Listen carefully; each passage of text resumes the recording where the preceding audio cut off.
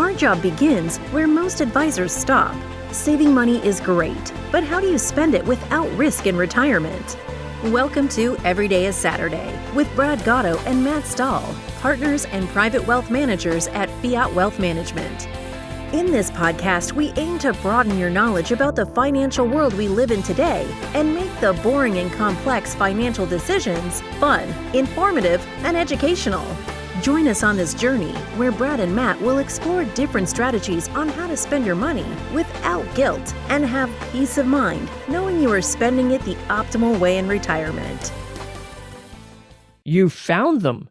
The advisors you want are at Fiat Wealth Management. But now that you know you want to work with them, what happens? I'm Patrice Sikora. Brad Gatto and Matt Stahl, it's your firm. How did you develop your process to welcome new clients and get them up and running? Great question, Patrice. And this is going to sound maybe a little bit trite. I don't know. But at the end of the day, you begin with the client in mind. We just kind of put ourselves in their shoes and said, well, if we were out there searching for something, especially something as intimate as, a financial planner or essentially kind of a personal CFO, what would we want that process to look like? And I think it's probably better to start with what we didn't want it to look like. And the quintessential, like we're in sales, Patrice. So let's just first of all, just get that out there, right? So there's definitely some sales to what we do. That said, probably the worst sales experience anybody ever has is either at a car dealership or in a timeshare setting. Oh gosh. Right? Yes. And yeah, so you've obviously sat through at least one of probably multiple of both of those. But the bottom line is the reason they're so uncomfortable is because they're pushy. We just kind of envision the sitting down in that timeshare presentation and you just had this sinking feeling because they're not going to let you out of there. Like you have to say no like 8 times. But you've got the 2 nights and the 3 days already, so don't worry. Oh yeah, for sure. They're going to upgrade you. They're going to do all these things. And same thing in the car lot. There's times where we just want to go peruse and we're kind of walking around the car lot. And then you see, the car salesman with the binoculars looking out through his glasses inside and he sees you and you're like, shoot, we've been spotted.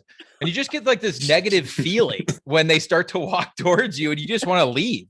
You don't even want to, the very person that's supposed to be there to help you. Right. I mean, cause that's the whole point of that person is to say, hey, you're looking at a car. How can I help you? How can I help get you into the right vehicle? And so that's what we were trying to avoid is this feeling of binoculars. When I talk to Fiat, the advisors at Fiat, I'm going to be sold something. And so I need to walk in there with my shield up and just make sure that I don't walk out with any regrets, right? You don't want to have that conversation because what happens, right? The husband and wife walk into the timeshare presentation. The husband looks at the wife and goes, we're not buying anything. Just before we even go in there, we're going to be, we're on the same team. We're same team here. Let's go. So he's the one who signs the contract though. Yeah. I'm not touching that. I'm not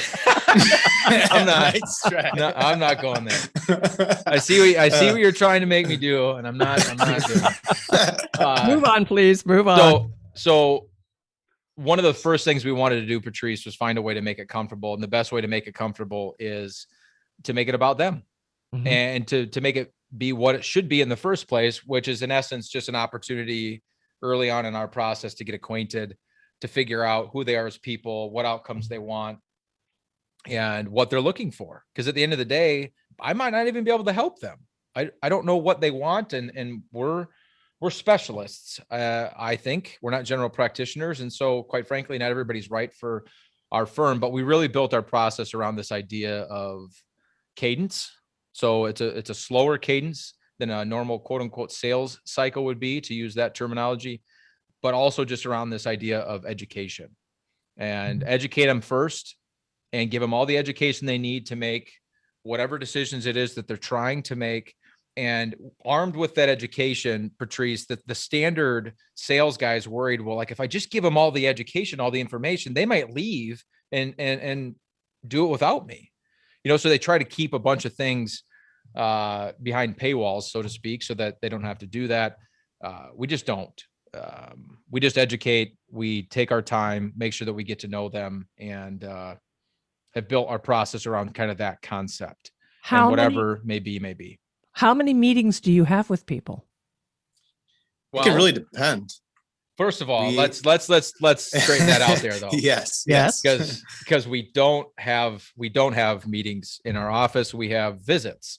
Okay. Nobody likes meetings, Patrice, or appointments that are typically when, in your own personal life, if you set a meeting or an appointment, it's to go file your taxes and figure out how much you owe the IRS or get your teeth pulled or something like that. They're negative typically. And so because we're so educational and just kind of so laid back, they're visits. We only have visits at our office. There's usually coffee involved, or bubbly water or something to that effect. So, but I'll let Matt speak to the numbers, but visits. Okay. Yes. Visits. Go for it. Yes. Now we've established that. And all right. So we start with a first visit, and the way we describe that to our prospects is that is a chance to get acquainted. So it's a chance for us to get to know them, get to know us, and get acquainted and figure out if we can help them. And if so, then we decide to move forward to the next visit. And in that first visit, we think of it as Brad said, we always want to think of ourselves on the other side of the table. So what is the client or the prospect experiencing? And we want that to be a pleasant experience. If we look at it, we're making a decision mutually. We are deciding if we can help these people at the same time. They're deciding if they want our help at the same time. So at the end of that first visit, if we both decide that it makes sense to keep talking, we send them home with some homework. And it's to gather the documents that you'd expect, some tax returns, some investment statements. The next time we'd get together, we go through what we call an initial case analysis. And that is giving them feedback on, hey, here's the big areas of financial planning as we see it. And that could be investment planning, tax planning. And here's some things that we would suggest thinking further about. So here's some areas of opportunity that may make sense for you to dig into further. And at that point, as Brad said, we want to be the opposite of a used car salesman. So we're not going to be pushing people to make a decision at that point. That is theirs. That is information. They can take that on their own, and they would be better off than when they walked into our office. That's a foundation of what we want to accomplish. And we may have folks that take that ICA and they're going to make a decision at that point. We don't expect them to make a decision on the spot. We want them to go home, have a discussion, think about this. Now, if they decide to move forward, they're going to have a couple different options. They can go the education route, where we're going to go through and we're going to explain what their plan would be, and they can take that and go do that on their own. The other route would be more of us becoming the way we describe as their personal CFO. So we're helping them make decisions in all different facets of their financial life, and also helping them realize how's one decision going to affect another area of my financial life.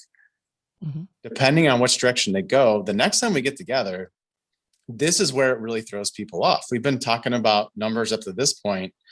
Well, when they decide they want to continue working with us, we jump into what we call the interview.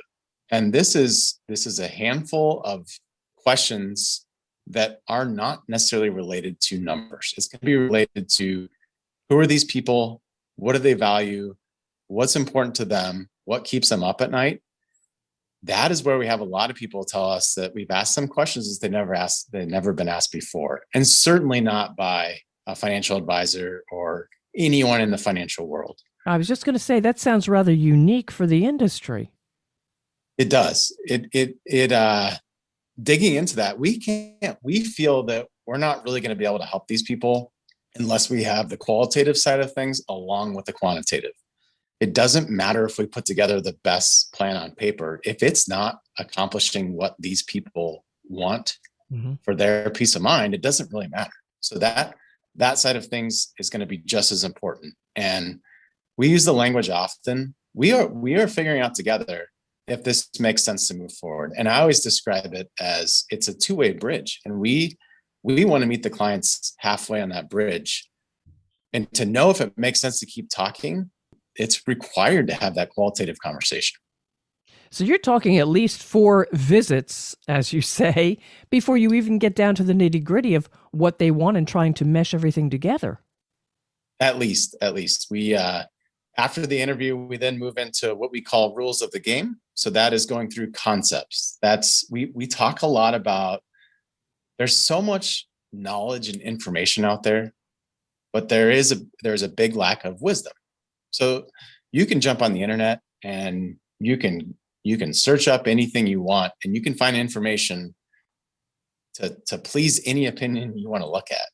Yeah. But the real wisdom is taking all that information and figuring out how it applies to us and how can we create peace of mind for ourselves. So going through those concepts is explaining, hey, these are how all these different concepts can fit into our particular scenario. And then we move on to the solutions. So now we're 5 visits in with these people. And we may have 2 more visits after this. We may have 3. It depends on the complexity, and it depends on what is of concern most to these people we're talking to. How do you know when you're there? That's a great question. We describe it out of the gate. We know we're there when these folks feel like there's a sense of a peace of mind that comes over them when they know we may not know all the answers. Some of these concepts we may only dug into, and we may plan to work on those throughout the course of that first year. But for them to know that they're heading in the right direction and they're part of a team that's going to steer them in that direction, that's when they start to feel that security. They feel the comfort and confidence to know we're heading in that right direction. I would argue that no one's ever arrived because things are always going to change.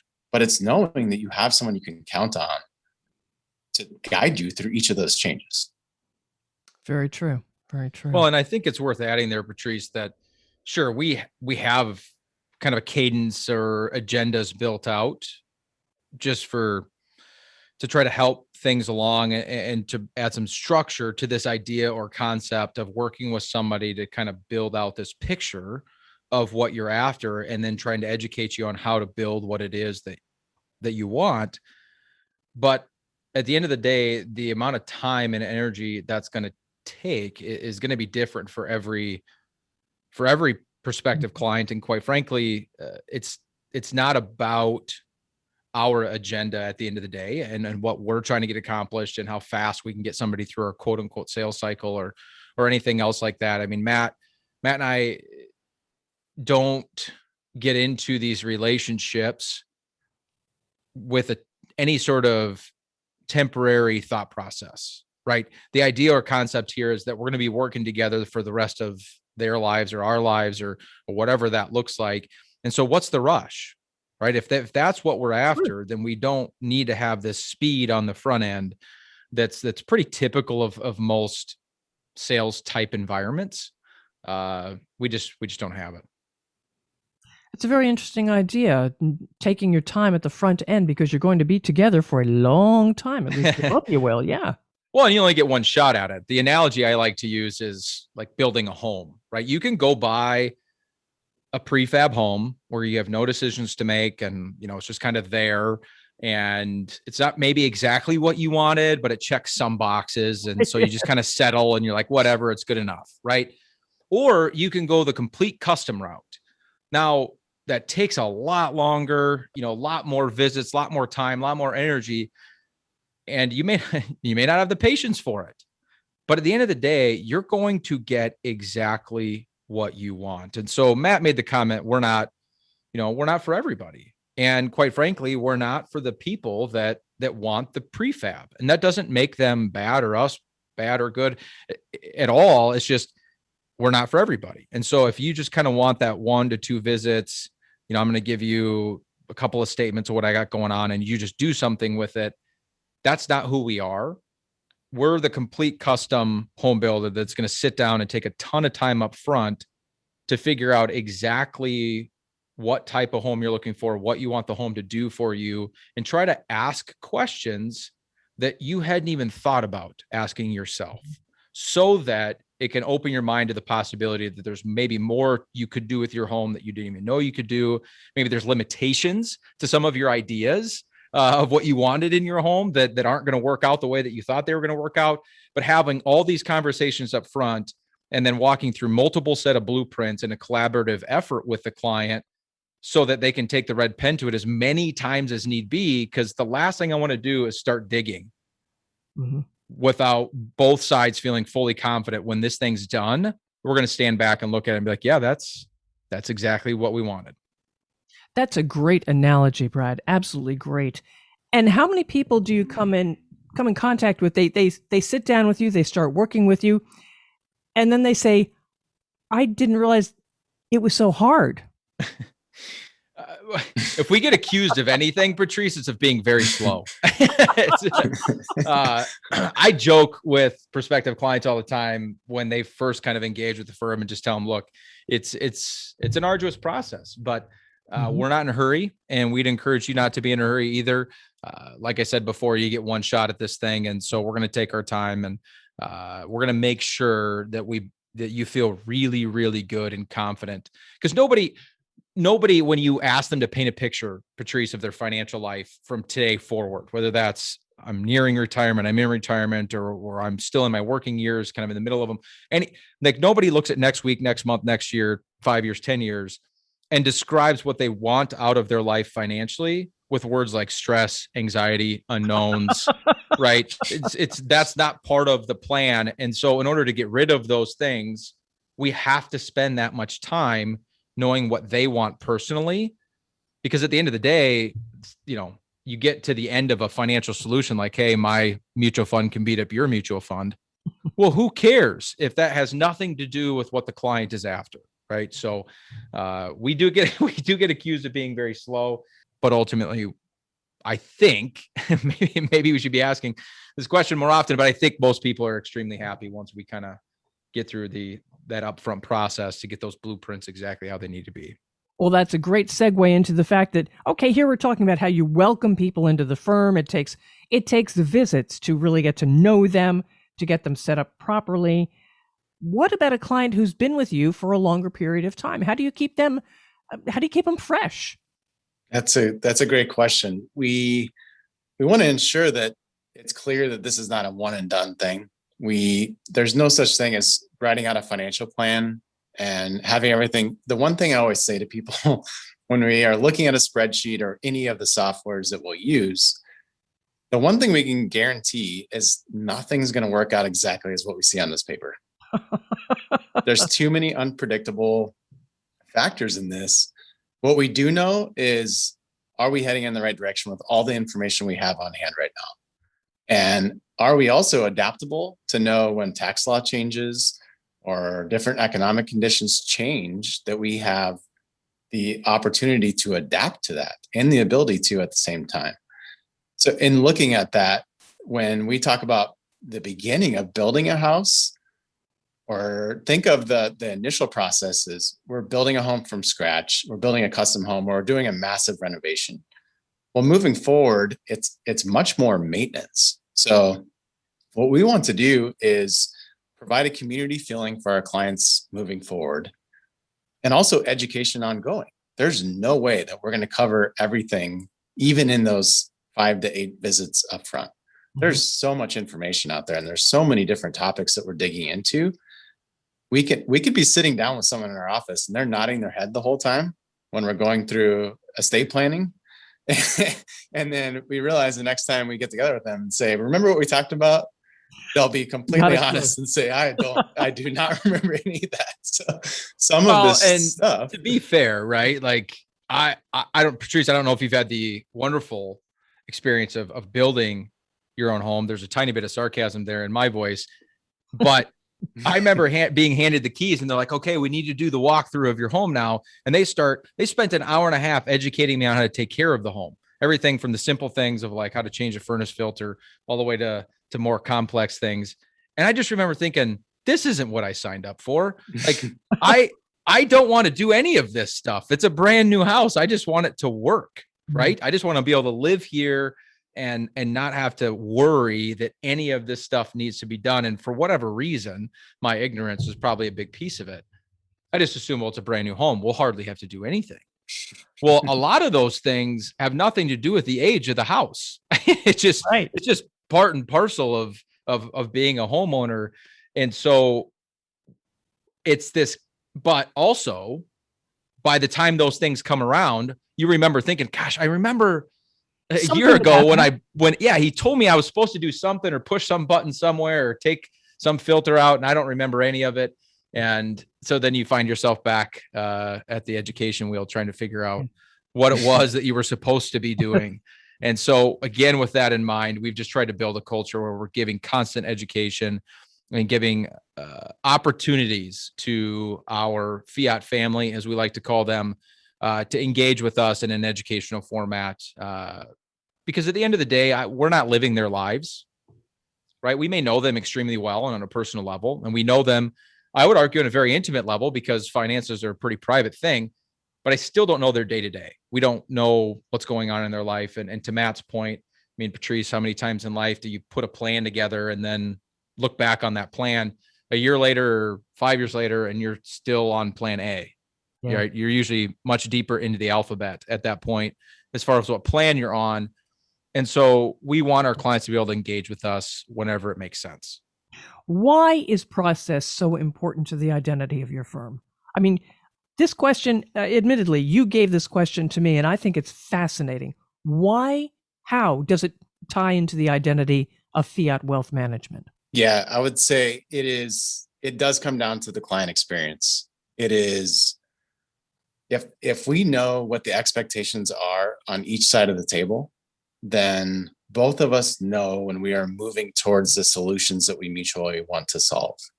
And that process in putting people at ease, they can let their guard down to actually make those thought out decisions and those thorough decisions in the right state of mind.